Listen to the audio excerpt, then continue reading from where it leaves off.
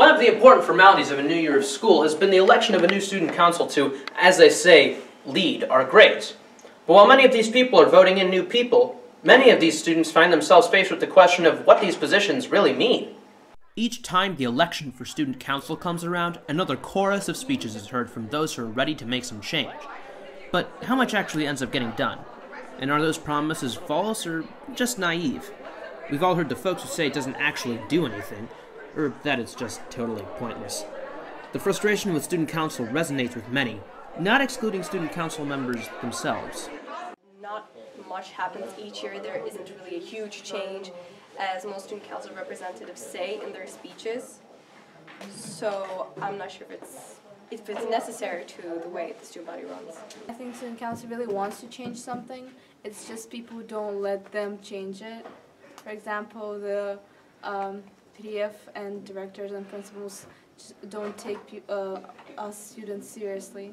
I mean, in the past, the student council has often been shut down by administration on things that they wanted to change or on policies that the school has set forth. Their frustration is understandable, considering the number of times student council has been shut down in trying to accomplish something.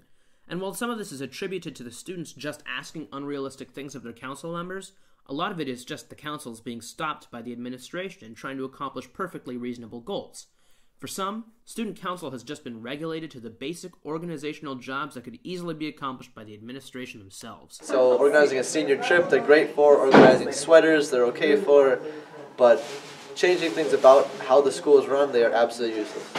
But perhaps this is all student council is meant to do, say many. Should students really be expected to be able to change food policy or testing schedules? Or should it just be a way of connecting students? These jobs are basic and don't exactly change the way the school is run, but they're still important. And a lot of council members and students are satisfied with just that. Right, at least this year we've been setting realistic goals that can actually be achieved, so it's not as much of a failing. I feel like organizing things is definitely student council's job. That's what it was made for. Running the school is the director's job. He does a great job. I think student council is fine with what it does. Even if they can't make change happen, student council still has some merit. Former council members often say they've learned some great leadership and organizational skills.